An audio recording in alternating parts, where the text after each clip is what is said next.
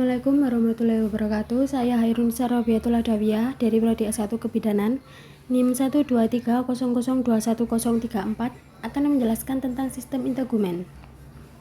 Sistem integumen adalah sistem organ yang membedakan, memisahkan, melindungi, dan menginformasikan binatang terhadap ronde yang terkait sekitarnya. Sistem ini seringkali merupakan ronde sistem organ yang terbesar yang mencakup kulit, rambut, bulu, sisik, kuku, kelenjar keringat, dan lain-lain. Epidermis terdiri atas beberapa lapis sel-sel gepeng yang mati, tidak berinti, dan protoplasma yang telah berubah menjadi keratin yang tidak berwarna, banyak mengandung glikogen. Lapisan tersebut tampak lebih jelas di telapak tangan dan kaki. Terdiri 2 atau 3 lapis sel-sel gepeng dengan sitoplasma berbutir kasar dan terdapat inti di antaranya. Butir-butir kasar ini terdiri atas keratohyalin. Dermis, lapisan di bawah epidermis yang memegang berbagai fungsi. Pada lapisan ini terdapat bagian komponen seperti akar rambut, folikel, tepi syaraf, pembuluh darah, dan kelenjar keringat. Hipodermis merupakan lapisan terdalam kulit manusia yang terdiri atas sel-sel lemak, ujung syaraf tepi, pembuluh darah, dan pembuluh getah bening. Dari beberapa kandungan ini, fungsi lapisan hipodermis adalah penahan terhadap benturan ke organ tubuh bagian dalam. Epidermis terdiri dari 5 lapisan, yaitu stratum basal. 1. Lapisan ini terletak paling dalam dan terdiri atas 1 lapis sel yang tersusun berderet-deret di atas membran basal dan melekat pada dermis di bawahnya. 2. Sel-sel kuboid atau silindris. Intinya besar jika dibanding ukuran selnya dan sitoplasmanya. Basofilik. 3. Pada lapisan ini biasanya terlihat gambaran mitotik sel. Proliferasi sel berfungsi untuk generasi epitel. 4. Sel-sel pada lapisan ini bermigrasi ke arah permukaan untuk memasok sel-sel pada lapisan yang lebih superficial. Pergerakan ini dipercepat oleh adanya luka dan regenerasinya dalam keadaan normal cepat. Stratum pinosum. 1. Lapisan ini terdiri atas beberapa lapis sel yang besar-besar berbentuk poligonal dengan inti lonjong. Sitoplasmanya kebiruan. 3. Dinding sel yang berbatasan dengan sel di sebelahnya akan terlihat taju-taju yang seolah-olah menghubungkan sel yang satu dengan yang lainnya. Pada taju inilah terletak desmosom yang melekatkan sel-sel satu sama lain pada lapisan ini. Stratum granulosusum. Lapisan ini terdiri atas 2-4 lapis sel gepeng yang mengandung banyak granula basofilik yang disebut granula keratohyalin, yang merupakan partikel amfor tanpa membran tetapi dikelilingi ribosom. Stratum corneum. Lapisan ini terdiri atas banyak lapisan sel-sel mati, pipih, dan tidak berinti, serta sitoplasmanya digantikan oleh keratin. Sel-sel yang paling permukaan merupakan sisik zat tanduk yang terdehidrasi yang selalu terkelupas. Stratum lucidum. 1. Lapisan ini dibentuk oleh 2-3 lapisan sel gepeng yang tembus cahaya dan agak eosinofilik. 2. Tidak ada inti maupun organel pada sel-sel lapisan ini.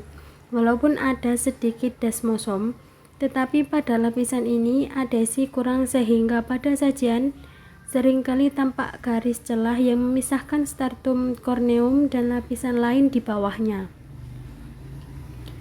Bagian dermis. Stratum paparis. Lapisan ini tersusun lebih longgar, ditandai oleh adanya papila dermis yang berjumlah variasi. antara 50 sampai 250. Jumlahnya terbanyak dan lebih dalam pada daerah di mana tekanan paling besar seperti telapak kaki. Sebagian besar papila mengandung pembuluh-pembuluh kapiler yang memberi nutrisi pada epitel di atasnya. Papila lainnya mengandung badan akhir syaraf sensoris, yaitu badan Meissner. Sel-sel dermis. Jumlah sel dalam dermis relatif sedikit. Sel-sel dermis merupakan sel-sel jaringan ikat seperti fibroblas, sel lemak sedikit, makrofag, dan sel mast. Stratum reticularis. Lapisan ini lebih tebal dan dalam. Berkas-berkas kolagen kasar dan sejumlah kecil serat elastin membentuk jaringan yang padat irregular. Pada bagian lebih dalam jalinan lebih terbuka. Rongga-rongga di antaranya terisi jaringan lemak, kelenjar keringat, dan sebasea, serta folikel rambut. Serat otot polos juga ditemukan pada tempat-tempat tertentu seperti folikel rambut, skrotum, preputium, dan puting payudara, pada kulit wajah dan leher. Serat otot skelet menyusupi jaringan ikat pada dermis. Otot-otot ini berperan untuk ekspresi wajah. Lapisan retikular menyatu dengan hipodermis di bawahnya, yaitu jaringan ikat longgar yang banyak mengandung sel lemak. Rambut dan bagian rambut. Folikel rambut. Lapis-lapis konsentris berikut adalah folikel adalah sarung akar rambut dalam yang memiliki 3 komponen. 1. Lapis Henle.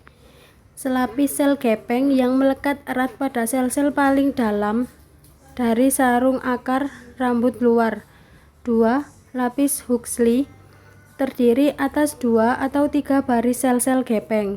3. Kutikula sarung akar rambut dalam, terdiri atas sel-sel pipih mirip sisik tersusun mirip genteng dengan tepi bebasnya mengarah ke bawah. Medula rambut. Medula rambut terletak paling tengah, biasanya terlihat lebih terang daripada bagian lain. Sel-selnya berbentuk poliglobal, tersusun jarang satu sama lain. Di dalam sitoplasmanya dapat terlihat sedikit pigmen melanin. Perlu diperhatikan bahwa tidak semua rambut mempunyai medula. Korteks rambut. Korteks rambut merupakan bagian terbesar rambut, mengandung beberapa lapisan konsentris yang terdiri atas sel panjang terkeratinisasi. Melanin biasanya terjepit di antara dan di dalam sel-sel ini sehingga mewarnai rambut. Kutikula rambut. Kutikula rambut merupakan bagian paling luar akar dan batang rambut, mengandung sel-sel paling tipis, mirip sisik dengan ujung bebas ke ujung distal.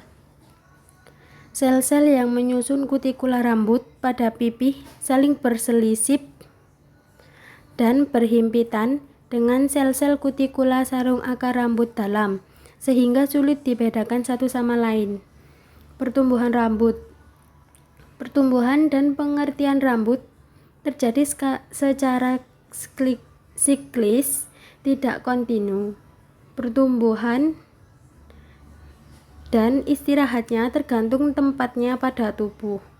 Rambut kepala mempunyai siklus pertumbuhan sepanjang 2-3 tahun sebelum memasuki masa istirahat selama 3-4 bulan.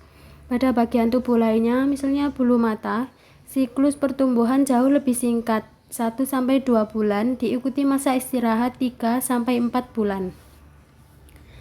Folikel rambut biasanya berada dalam tahap yang berbeda-beda, sehingga pergantian rambut terjadi tanpa disadari.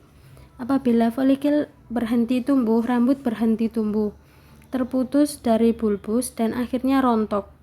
Diduga kebotakan diakibatkan oleh adanya testosteron, hormon kelamin laki-laki. Kelenjar sebasea atau kelenjar rambut merupakan kelenjar holokrin yang terdapat pada seluruh kulit yang berambut. Hampir semua kelenjar sebasea bermuara ke dalam folikel rambut, kecuali yang terdapat pada puting susu, kelopak mata, glans penis, klitoris, dan labium minus. Kelenjar sebasea yang berhubungan dengan folikel rambut biasanya terdapat pada sisi yang sama dengan otot penegak rambut. Kelenjar keringat ada dua jenis, yaitu kelenjar keringat meokrin dan apokrin, yang berbeda secara sekresinya. Kelenjar meokrin bergetah encer, banyak mengandung air, terdapat di seluruh permukaan tubuh kecuali daerah yang berkuku. Fungsinya menggetahkan keringat yang berguna untuk ikut mengatur suhu tubuh. Kelenjar apokrin hanya terdapat pada kulit daerah tertentu, misalnya areola mama, ketiak, sekitar dubur, kelopak mata, dan labium majus. Kelenjar ini bergetah kental dan berfungsi setelah pubertas. Kelenjar bergetah lilin seperti kelenjar cerumen dan kelenjar mole juga tergolong kelenjar ini. Baik kelenjar meokrin maupun apokrin dilengkapi dengan sel myoepitel. Kuku merupakan lempeng yang membentuk pelindung pembungkus permukaan drostal falang, terakhir jaringan dan jari kaki. Berdasarkan struktur dan hubungan dengan dermis dan epidermis, pertumbuhan kuku sering terjadi sepanjang garis datar lengkung dan sedikit miring terhadap permukaan bagian proksimalnya. Fungsi utama kuku adalah melindungi ujung jari yang lembut dan penuh urat syaraf, serta mempertinggi daya sentuh. Kuku dari beberapa bagian, yaitu sebagai berikut. Matriks kuku, tempat pertumbuhan kuku di bawah kulit belakang kuku. Plat kuku, bagian kuku yang terlihat. Laluna, bentuk bulan sabit yang sering terlihat di dasar lempeng kuku.